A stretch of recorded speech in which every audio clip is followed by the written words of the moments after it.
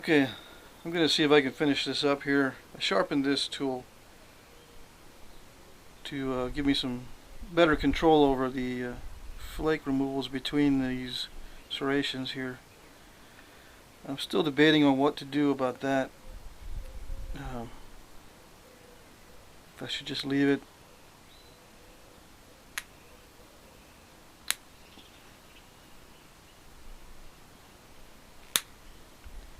There we go.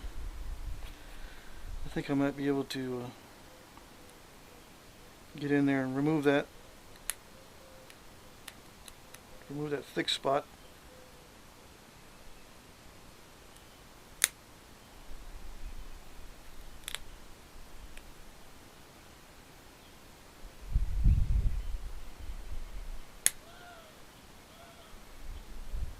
Yeah, much better.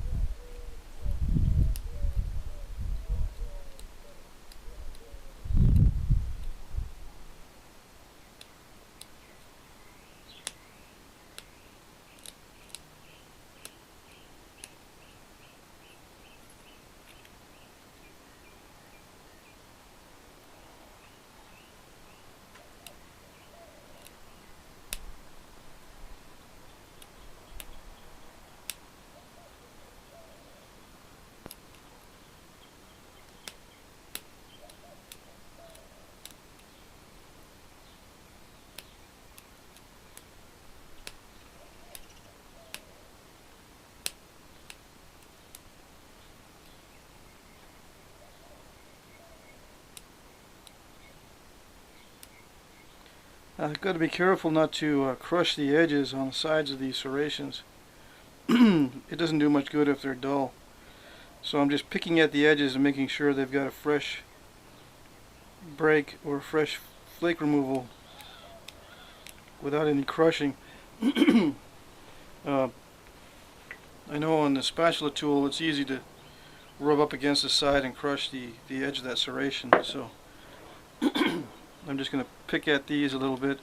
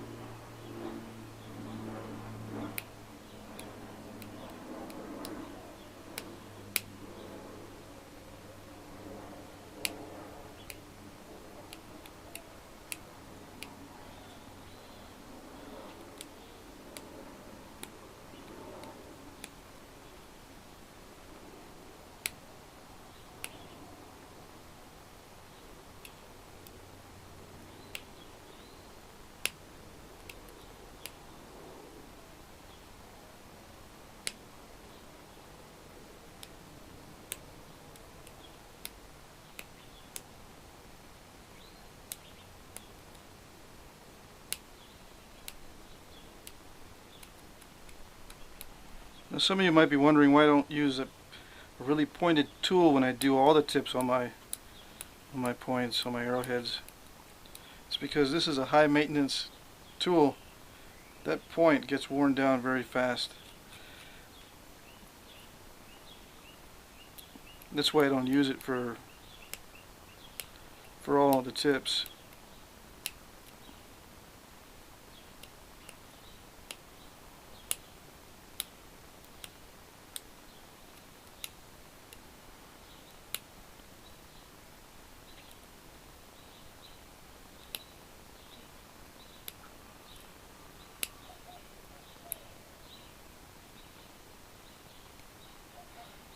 Okay, so I hope you can see that.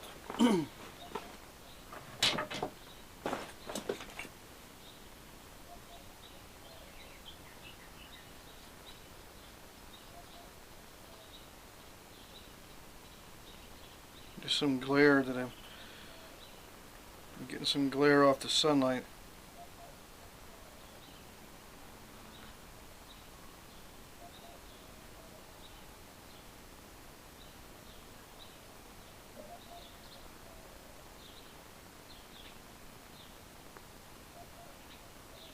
Anyways, it's kind of bumpy there.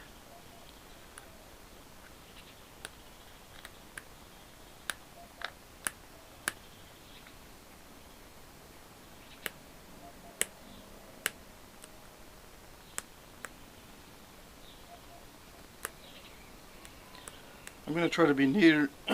Excuse me. I'm going to try to be neater on the other side. But that feels pretty good there.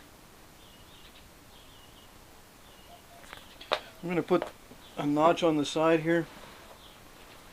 I'm going to drop it down further because I think I should have done an Ishi style notch.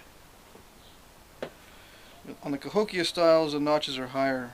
But I think he wants an Ishi style, so I'm going to put the notch a little lower.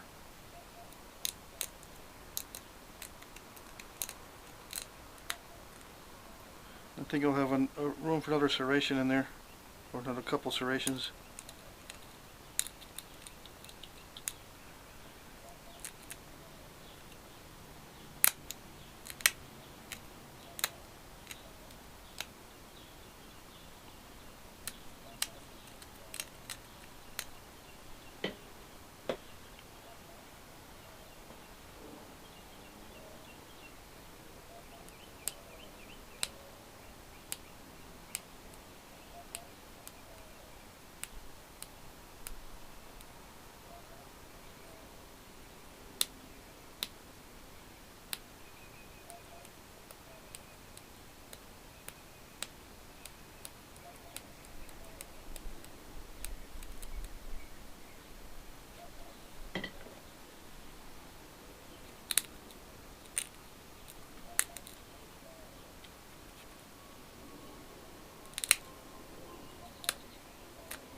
Normally I don't do those before the notching, but in this case I just wanted to get that notch started. I'll match the notch on the other side before I do the serrations on the other side.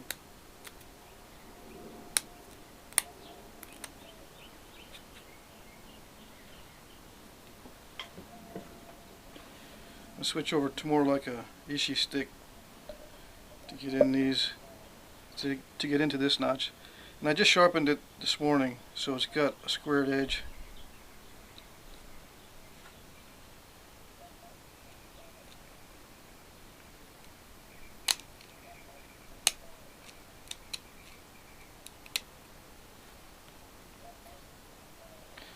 I think I've got it. Well, it might not. I thought it was too fat, but I think what I'm encountering is just a thick spot there. I gotta be careful how I do that, because it could stall out right there.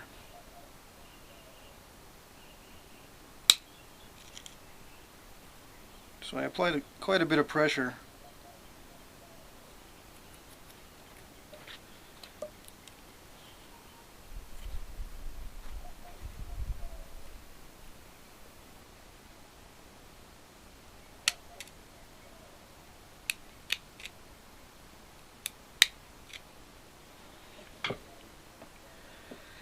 I could also come in this way, punch out some flakes, so I'll try that too.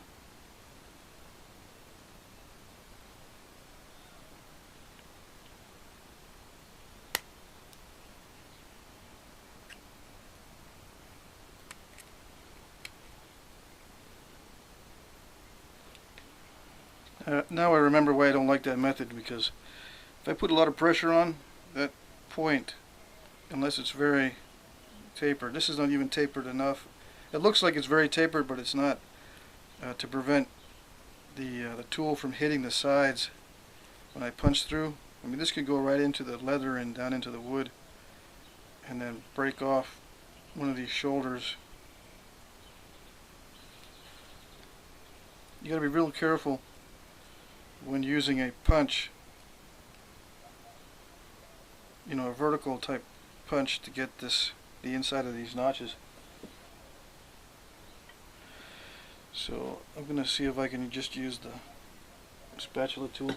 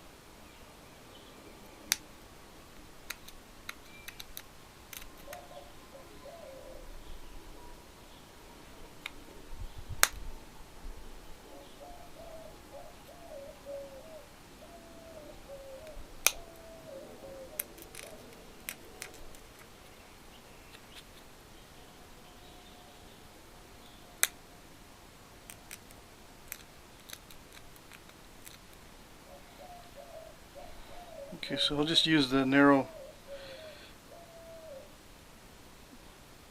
tool to try to expand the bottom of that notch.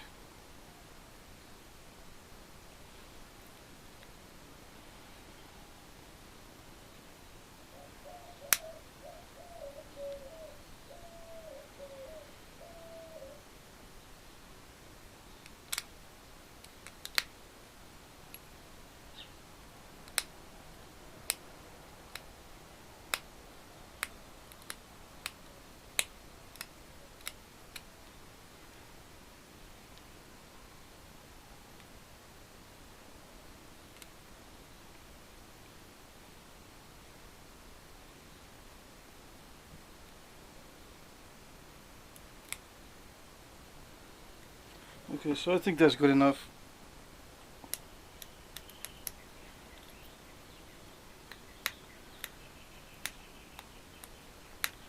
Now I can't make these bases concave because it would make that ear barbed, so I've got to keep it straight. You can't have any barbs on these hunting points.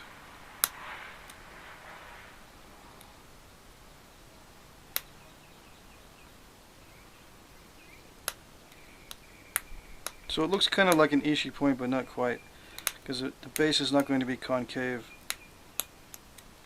It'll be straight.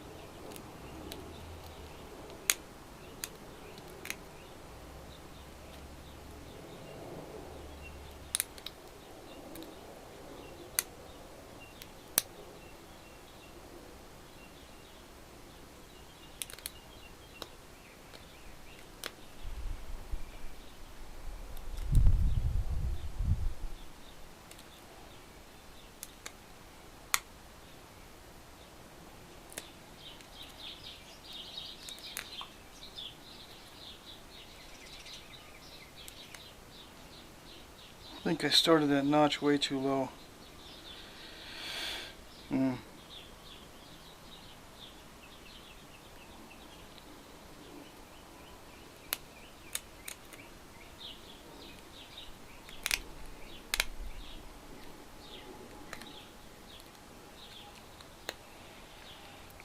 I'll know what not to do on the next one.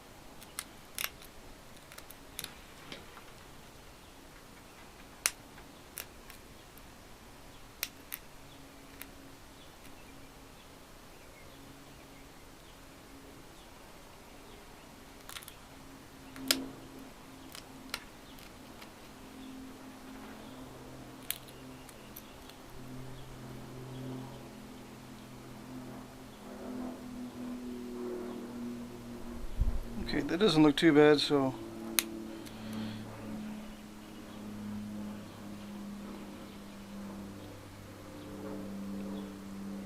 I think that'll work. I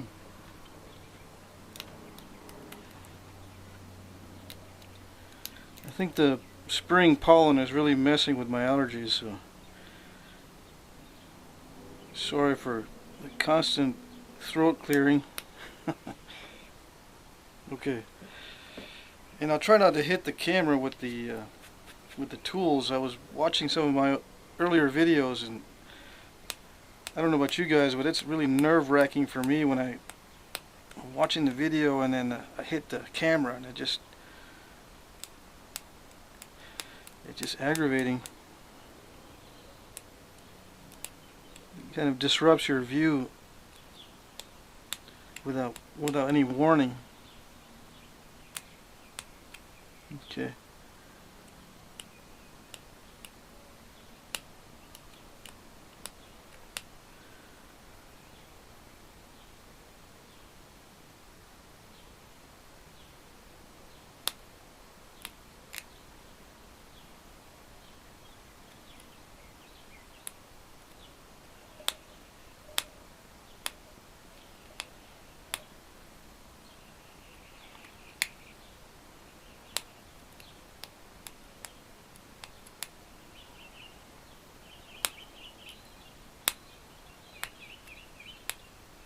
I'm having a little trouble seeing the stone because of the dark area.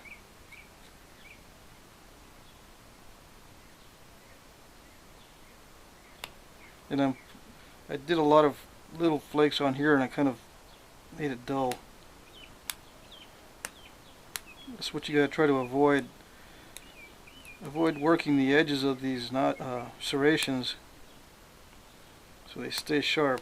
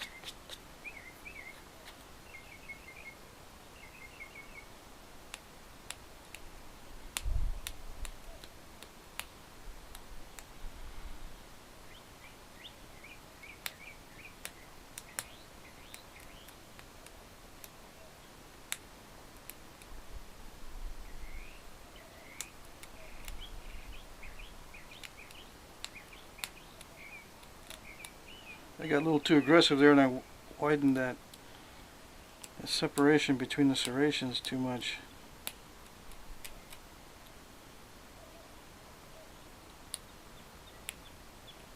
There's that part of that irregular flake from earlier.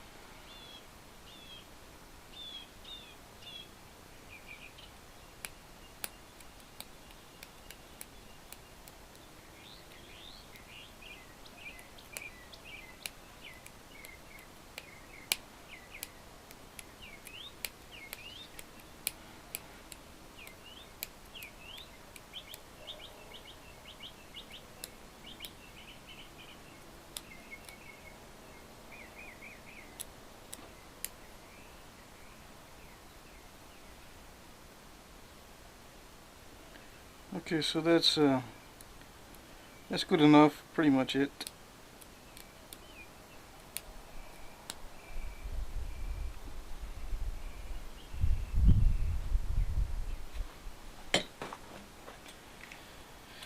Final dimensions.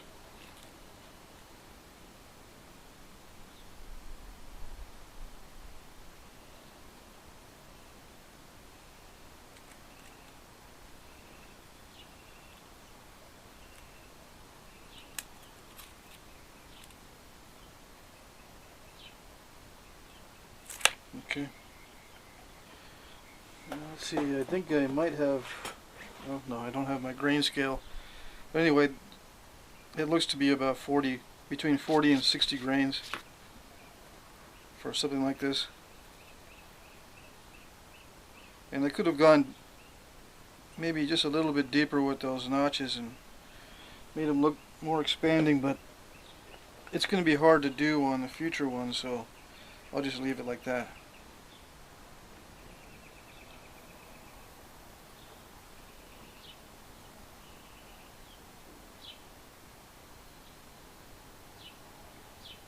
Very sharp serrations. Now, if they're longer, you can be more careful and produce some really sharp edges on the serrations. When they're very short like this, you don't have much of an option. If you mess up and crush it, you just gotta stay, you gotta live with it, or deepen all of the notches, or I mean deepen all these indentions between the serrations, just to kind of make it look symmetrical. So yeah, they could be a little longer. Of course, they break off easier that way, but the longer they are, the sharper they can get, just because you've got more area along the edge to sharpen these. A little bit more leeway to get this leading edge sharp.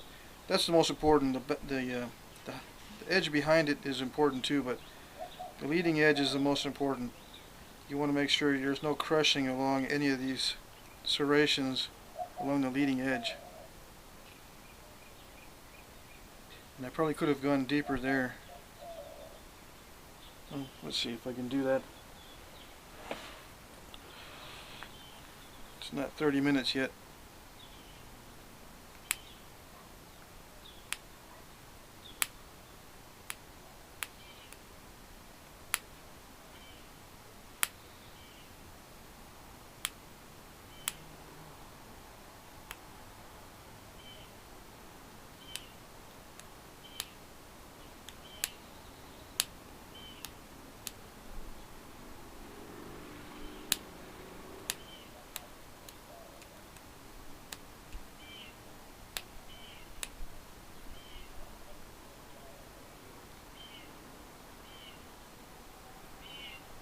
Just to make the blade edge look more symmetrical, I deepened these.